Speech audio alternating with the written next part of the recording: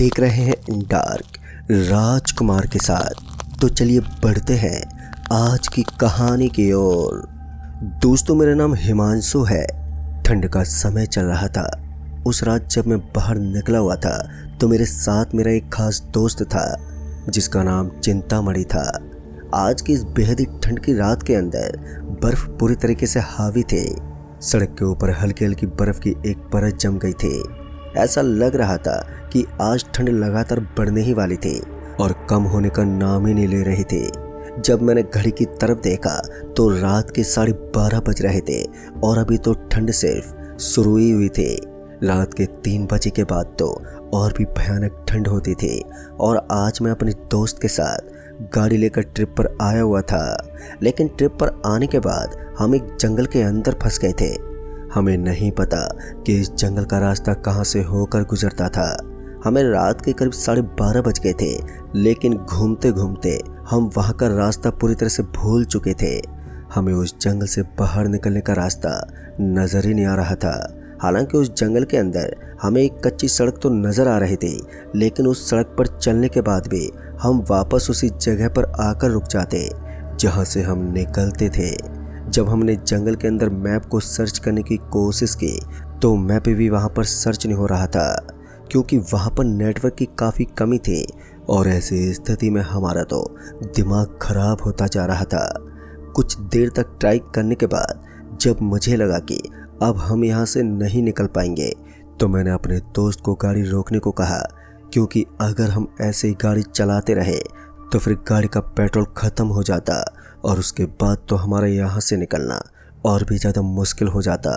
ऊपर से इस जंगल का एरिया काफ़ी दूर दूर तक फैला हुआ था और ऐसी स्थिति में मैं बार बार चक्कर काटने की वजह से बहुत ही ज़्यादा थक गया था। इसलिए मैंने अपने दोस्त चिंतामणि को गाड़ी कहीं पर रोकने का इशारा किया और उसने फिर गाड़ी को एक पेड़ के नीचे रोक दिया। उस पेड़ के नीचे हमें ठंड का एहसास थोड़ा कम हो रहा था। हालांकि गाड़ी के अंदर होने की वजह से हमें इतनी ज़्यादा ठंड महसूस तो नहीं हो रही थी, लेकिन इसके बावजूद भी ठंड इस कदर छाई हुई थी कि गाड़ी बंद होने के बाद भी हमें हल्की हल्की ठंड महसूस हो रही थी। फिर मैंने गाड़ी के पीछे पड़े कपड़ों के अंदर से एक कंबल उठाया और उसे ओढ़ कर बैठ गया। फिर ऐसा ही चिंतामणि ने किया और वो भी अब आराम से गाड़ी के अंदर बैठा रहा। अब हमें इंतज़ार था तो सिर्फ सुबह होने का, लेकिन इस घनघोर जंगल के अंदर हमारे साथ कोई भी हादसा हो सकता था। ऐसे में हमें सचेत रहने की ज़रूरत थी। और फिर उसके बाद हम दोनों को वहीं पर एक बोर्ड दिखा। उस बोर्ड को देखते ही मुझे समझ में नहीं आया कि ये इत्तेफाक था या फिर एक साजिश, क्योंकि जहाँ पर हम रुके हुए थे वहाँ पर एक बोर्ड लगा हुआ था। शायद इस बोर्ड के ऊपर कुछ लिखा हुआ था। मुझे समझ में नहीं आ रहा था कि आखिर यहाँ पर क्या लिखा हुआ है, क्योंकि उस बोर्ड के ऊपर हिंदी में नहीं बल्कि उर्दू में कुछ लिखा हुआ था और मुझे उर्दू भाषा का ज्ञान बिल्कुल भी नहीं था। तो ऐसी स्थिति में उस बोर्ड के ऊपर जो भी लिखा हुआ था तो मैं उसको समझ नहीं पाया। लेकिन उसके बाद मैंने उसकी एक तस्वीर क्लिक कर ली और उस तस्वीर को ट्रांसलेट वाले ऐप पर अपलोड कर दिया। लेकिन वहाँ पर नेटवर्क तो ना के बराबर थे। तो ऐसी स्थिति में ना ही तो किसी को मैं फ़ोन कर सकता था और ना ही मैं नेटवर्क का उपयोग कर सकता था। पहले भी मैंने मैप को चलाने की काफ़ी कोशिश की थी, लेकिन मैं उसको चला भी नहीं पाया था। मगर मैंने उस तस्वीर को अपलोड करके वहीं पर छोड़ दिया और उसके बाद मैं इधर उधर देखने लगा। अब मेरा तो टाइम पास भी नहीं हो रहा था। एक तो हम घनघोर जंगल के अंदर फंस गए थे और ऊपर से इस जंगल के अंदर खतरा भी बहुत ज़्यादा था, क्योंकि वहाँ पर इतना ज़्यादा सन्नाटा पसरा हुआ था कि कोई भी जंगली जानवर कभी भी हमारे ऊपर अटैक कर सकता था। तो ऐसी स्थिति में गाड़ी से नीचे उतरना तो अपनी मौत को दावत देने जैसा हो गया था। ऐसी स्थिति में मैं चिंतामणि से कुछ बात करने लगा। अभी मैं और मेरा दोस्त चिंतामणि इधर उधर की बात ही कर रहे थे कि तभी हमें ऐसा लगा जैसे कोई भारी सी चीज़ आकर हमारी गाड़ी से टकरा गई थी। हम दोनों काफ़ी हैरान हो गए थे और कहीं ना कहीं हमें इस चीज़ का एहसास तो हो गया था कि हो ना हो ये कोई जंगली जानवर ही होगा। लेकिन हमने इधर उधर देखा तो हमें वहाँ पर कोई नहीं दिखा और हम दोनों के अंदर ही इतनी हिम्मत नहीं थी कि हम दोनों गाड़ी से नीचे उतर कर देख सकें कि आखिर वो कौन सी चीज़ है जो हमारी गाड़ी से टकराई थी, क्योंकि इस जंगल के अंदर कभी भी कोई भी जंगली जानवर हमारे ऊपर अटैक कर सकता था और हम दोनों मरना नहीं चाहते थे। इसलिए हम बड़े आराम के साथ गाड़ी के अंदर बैठकर इधर उधर देखते जा रहे थे।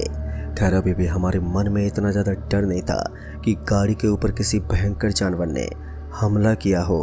हमें तो ऐसा ही लग रहा था कि एक छोटी सी घटना है, मगर हम अभी तक इस बात से रूबरू नहीं थे कि जिस घटना को हम छोटा सा समझ रहे हैं उसकी हकीकत अभी सामने आनी बाकी थी। पर लगभग 5 से 10 मिनट के बीच में तो सब कुछ एकदम सही रहा और हमें किसी भी चीज़ का बिल्कुल डर नहीं था। जो 5 या 7 मिनट पहले हमारे साथ घटना हुई थी अब वो ठंडी हो चुकी थी और हम उसको भूल भी चुके थे। लेकिन तभी कुछ ऐसा हुआ जिसकी हमें उम्मीद तक नहीं थी। अचानक से हमें ऐसा लगा जैसे हमारी गाड़ी को कोई पीछे से उठाकर नीचे पटक रहा है। पहले तो इतनी भारी गाड़ी को आखिर कौन उठा सकता था, और दूसरी बात कि आखिर इस जंगल में हम दोनों के अलावा तीसरा और कौन था, क्योंकि कोई जंगली जानवर तो इतनी भयानक हरकत बिल्कुल भी नहीं कर सकता। हम दोनों ने जैसे पीछे पलट कर देखा तो फिर से हमें वहाँ पर कोई नज़र ही नहीं आ रहा था और हमें अब ये बात समझ में आने लगी थी कि जिस घटना को हम नॉर्मल समझ रहे थे पक्का उसके पीछे कोई बड़ा और भयानक जानवर छिपा हुआ है जो हमारे ऊपर कभी भी अटैक कर सकता था। अब मेरी भी सांसें ऊपर नीचे होने लगी थी और मुझे अजीब सी घबराहट होने लगी थी। मेरे साथ साथ चिंतामणि की हालत भी थोड़ी थोड़ी बिगड़ने लगी थी और उसके माथे पर ठंडा पसीना आने लगा था। मैं भी अब चिंतामणि की तरफ डरा और सहमत देखता जा रहा था। उसके बाद चिंतामणि ने मुझसे कहा, भाई मुझे नहीं लगता कि हमें यहाँ पर रुकना चाहिए। अगर हम गाड़ी के अंदर ही रुके रहे तो हमारे साथ कुछ भी डरावना हादसा हो सकता है, इसलिए हमें तुरंत यहाँ से निकलना चाहिए। कहीं ना कहीं उसकी भी बात ठीक लग रही थी, क्योंकि गाड़ी के अंदर भी हमारे साथ वो घटनाएं होना शुरू हो चुकी थी जिनका हमें डर था। लेकिन अभी तक हमें ऐसा कुछ भी नज़र नहीं आया था जो हमें गाड़ी के अंदर होकर भी नुकसान दे सके। ऐसी स्थिति में मेरा मन दोगला हो गया था। न ही तो मैं नीचे उतरना चाहता था और न ही गाड़ी के अंदर रहकर अपनी मौत को दावत देना चाहता था। मैं बुरी तरह से फंस गया था और मेरा दिमाग भी अब काम करना बंद कर चुका था। तभी मैंने कुछ ऐसा देखा जिसे देखने के बाद कोई भी कमज़ोर दिल वाला इंसान वहीं पर अपनी मौत के दर्शन कर ले। इस बार मैंने देखा कि मुझे अपने सामने एक काला सा आदमी नज़र आ रहा था, पर डरावनी वाली बात तो ये थी कि उसका रंग बहुत ही काला था।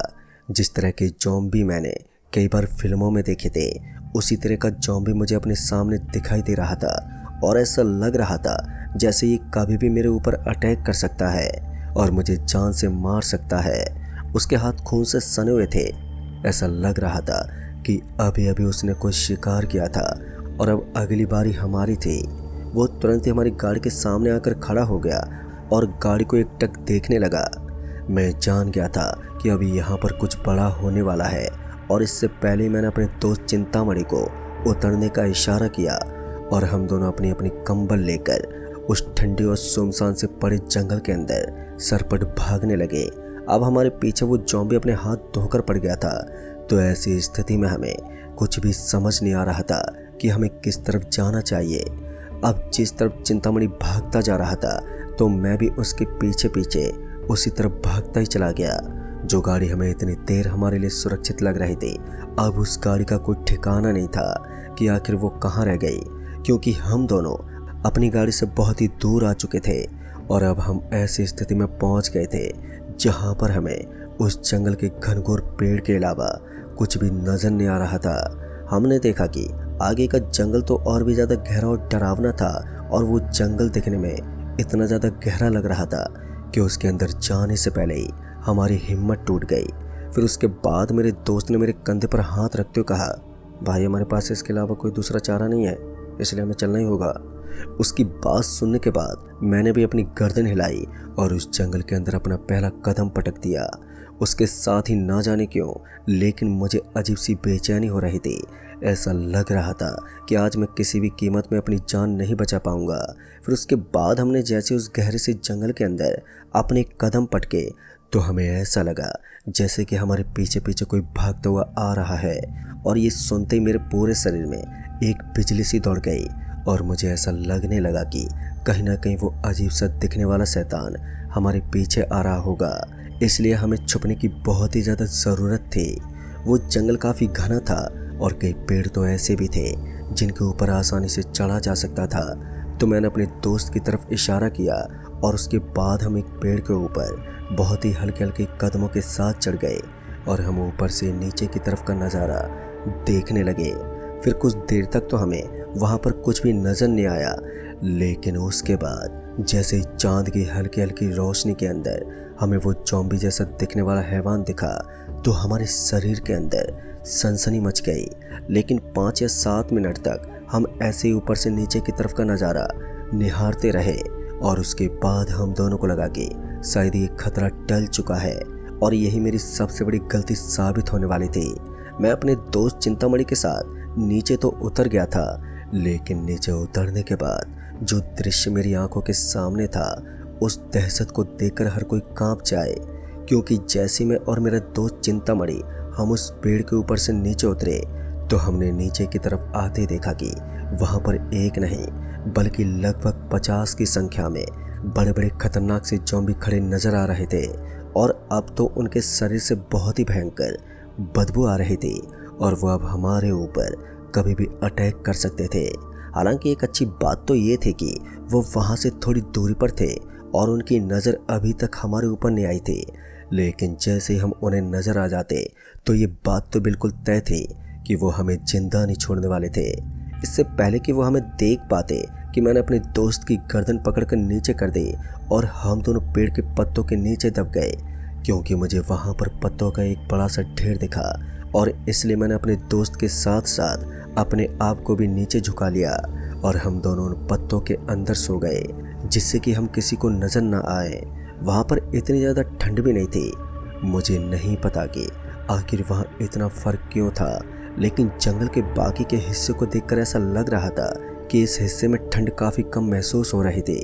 इसका एक कारण ये भी हो सकता था कि यहाँ पर पेड़ बहुत ज़्यादा मात्रा में थे और ऐसी हालत में ठंड का होना थोड़ा कम हो गया था। लेकिन इसी बीच हमें इतनी गंदी बदबू महसूस होने लगी कि हम दोनों को उल्टी करने का मन करने लगा। हम दोनों को समझ में नहीं आ रहा था कि अब इस तरह की भयानक स्थिति में हमें क्या करना चाहिए। जैसे धीरे धीरे मैंने उठकर इधर उधर देखा तो मुझे अब वहाँ पर भी कोई नज़र नहीं आ रहा था और ऐसी स्थिति में मैंने अपने दोस्त चिंतामणि को वापस खड़ा किया और उसके बाद हम दोनों वापस से पेड़ के ऊपर चढ़ गए, क्योंकि यहाँ पर रुकना हमारे लिए काफ़ी ज़्यादा भयानक हो सकता था। और जब मैंने फ़ोन निकाल कर समय देखा तो मैंने पाया कि इस वक्त रात के 3:30 बज रहे थे और 3:30 बजे का मतलब था कि बस कुछ देर के अंदर ही चारों तरफ उजाला होने वाला था और उसके बाद हमारी ये दहशत भरी रात कहीं ना कहीं ख़त्म होने वाली थी। बस अब हमें किसी भी तरह से 1.5 या 2 घंटे और बिताने थे और उन 1.5 या 2 घंटों को हम उस पेड़ के ऊपर बैठकर भी बिता सकते थे और उन 1.5 या 2 घंटों को हम उस पेड़ पर बैठकर बिता सकते थे। और दोस्तों उसके बाद मैंने वैसा ही किया। हम लगभग सुबह होने तक बस उन्हीं पेड़ों के ऊपर बैठकर नीचे की तरफ देखते रहे, लेकिन किसी तरह से वो रात बीत गई और जैसी सुबह हुई तो हमने मैप के ऊपर सारा का सारा माजरा देख लिया, क्योंकि मैंने देखा कि वहाँ से कुछ दूर आगे उस जंगल से बाहर निकलने का एक रास्ता था। पर हमें नहीं पता था कि सुबह होते ही वहाँ पर नेटवर्क ने वहाँ पर कैसे काम करना शुरू कर दिया। लेकिन पहले तो हम किसी तरह उस जंगल के अंदर भटकते हुए हमारी गाड़ी के पास पहुँच गए और गाड़ी के पास पहुँचने के बाद जब हमने वहाँ पर अपने आजू बाजू में देखा तो वहाँ पर सब कुछ सही लग रहा था। उसके बाद हम दोनों वहाँ से गाड़ी को लेकर निकल गए और उस जंगल से बाहर निकल आए। जब हमने उस घटना के बारे में वहीं पर रहने वाले कुछ लोगों को बताया तब जाकर उन्होंने बताया कि उस जंगल के अंदर इस तरह की घटनाएं होना तो बेहद ही कम है। आप किस्मत वाले लोग हो जो वहाँ पर रात में रुकने के बाद भी अपनी जान बचाकर लौट गए।